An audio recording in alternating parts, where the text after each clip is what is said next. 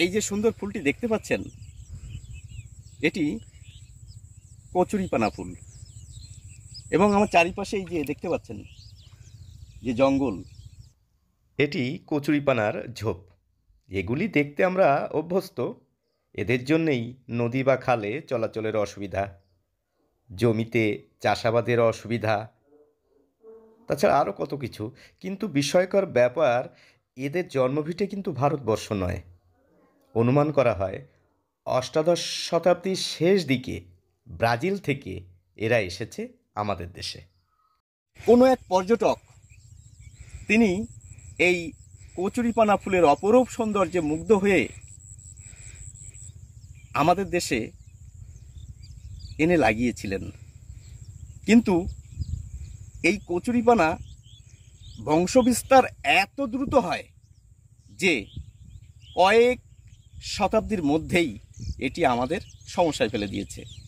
মাত্র 2-3 দশক আগেই যদি আমরা ফিরে যাই তাহলে বুঝতে পারবো, তাহলে জানতে পারবো এই কচুরিপানা শুধুই আগাছা নয়, এটি আমাদের অনেক কাজেও লাগতো। আমরা আজ এই কচুরিপানার কিছু কথা জানব, তাহলে দেখতে থাকুন কচুরিপানার কথা। যদি কোনো প্রকৃতি প্রেমিক বলে ফেলে তার চোখে দেখা সবথেকে সুন্দর জলজ ফুল হচ্ছে কচুরিপানা ফুল, তাহলে হয়তো খুব বেশি বাড়াবাড়ি হয় না। এবার আমি যদি এই গাছটিকে ভালো করে লক্ষ্য করি তাহলে দেখতে পাবো এই যে আমার সামনে সুন্দর ফুলটি ফুটে রয়েছে এবং এই ফুলের বোটা এই কন্দের সঙ্গে যুক্ত, এবং এই এক একটি পাতা দেখুন এটিও এই কন্দের সঙ্গে যুক্ত। আর এই দেখুন লম্বা লম্বা চুল বা লম্বা লম্বা দাড়ি, এরকম লম্বা দাড়ি হয় না, লম্বা লম্বা চুলের মতো কালো, সাদা, বেগুনি, বাদামি রঙের এই যে গুচ্ছ মূল রয়েছে।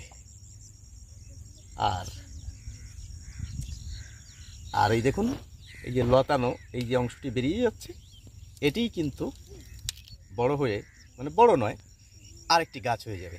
এর বংশবিস্তার খুব দ্রুত হয়। আর এই যে লম্বা লম্বা গুচ্ছমূল দেখতে পাচ্ছি, এর ভিতর মাছেরা আশ্রয় নেয়। আর জেলেরা খুব সহজেই জাল অথবা হাত দিয়ে বা এটিকে অনেক সময় কি করে উপরে তোলে, এই যে তুলে ফেলে, তুলে উপরে ফেলে, সঙ্গে কি হয় মাছ সহ উঠে যায়, সুতরাং মাছটিও ধরে ফেলে। তাছাড়া আরও আছে এই কচুরিপানার ভিতর পরিযায়ী পাখি বা আমাদের বিভিন্ন যে সমস্ত পাখি মাঠে ঘাটে থাকে তারা এসে বাসা করে। বিশেষ করে ডাক পাখিরা এই কচুরিপানার ভিতরে বাসা করে লুকিয়ে থাকে, খুঁজে পাওয়া খুব দুষ্কর হয়। এই কচুরিপানাও 4-5 রকমের হয়। আপনারা গাছটা দেখলেও চিনতে পারবেন, বিশেষ করে ফুলটা দেখলে বেশি সুন্দর চিনতে পারবেন। দেখুন এই যে এক ধরনের কচুরিপানার ফুল, অনেকটা সাদা, দেখেছেন তো? আবার দেখুন আমি এই যে কচুরিপানার ফুলগুলো আপনাদের আগে দেখিয়েছিলাম, এগুলো কিন্তু অনেকটা ময়ূরের পালকের মতো নীলচে নীলচে কালার রয়েছে, কিন্তু দেখুন এটা পুরোপুরি সাদা রঙের, দেখতে পাচ্ছেন? আচ্ছা, এবার একটু গাছটিকে চেনার চেষ্টা করুন।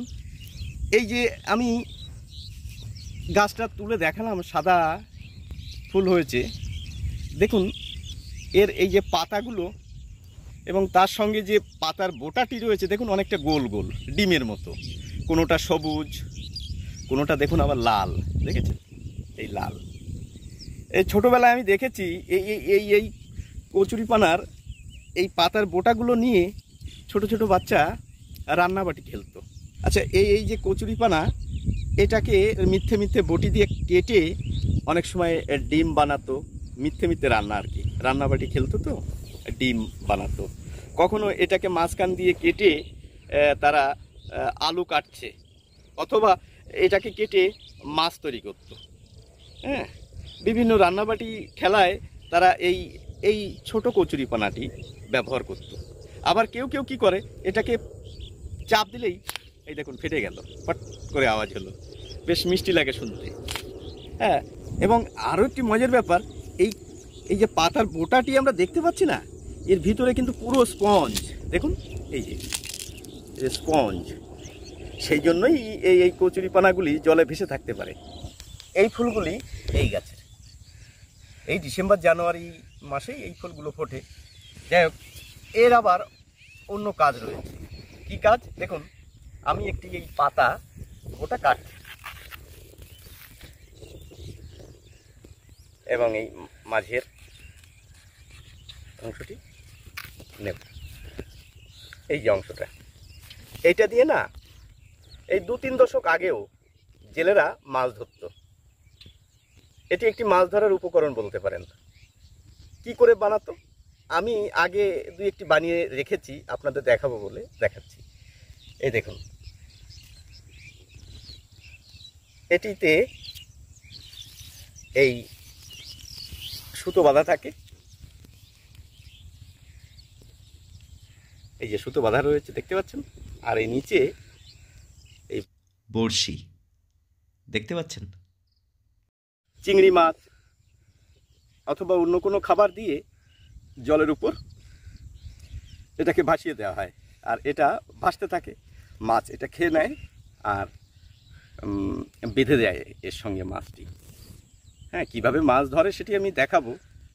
এটিকে আমরা বসা বলে থাকি, কেননা এর নিচে বড়শি বাঁধা থাকে। আমি এই বসাটি এখন খাদ্য দিয়ে, চিংড়ি মাছ দিয়ে এই জলের ভিতর পেতে দিচ্ছি, এবং আমি শুনেছি এখানে অনেক মাছ রয়েছে।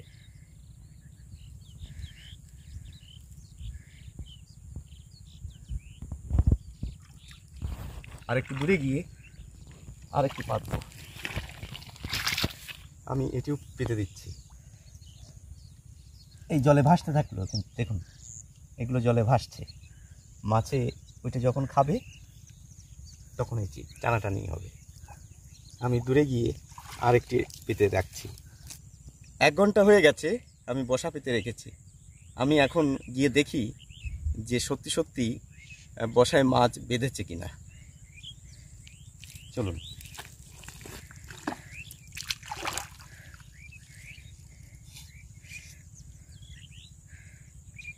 এই যে লাঠা মাছ, লাঠা মাছ বেঁধেছে বসায়। মনে হচ্ছে এটাও একটু তো বেঁধেছে। তাই এ আর একটি ল্যাঠা মাছ। হ্যাঁ, আজকে আমার কপালে শুধু ল্যাঠা মাছই জুটলো। যাই হোক, বসায় এইভাবে মাছ বাঁধে, সেটি আপনাদের দেখালাম। আবার এর আরও কাজ রয়েছে। কি কাজ রয়েছে? যখন বন্যা হতো বা এখনও হয়, তখন চারিদিক তো মাঠঘাট জলে ডুবে যায়, তখন গবাদি পশুদের খাবার বলতে আর কিছু থাকে না বললেই চলে। তখন ওই গৃহস্থেরা এই পাতা, এই অংশটা কেটে নিয়ে যায়, কেটে নিয়ে গিয়ে গরুকে খেতে দেয়।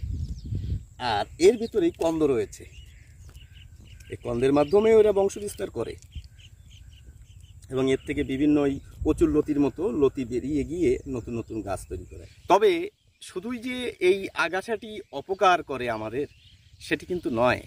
এটি রোদ্রে শুকিয়ে যদি আগুন লাগিয়ে পোড়ানো হয়, অথবা এটি যদি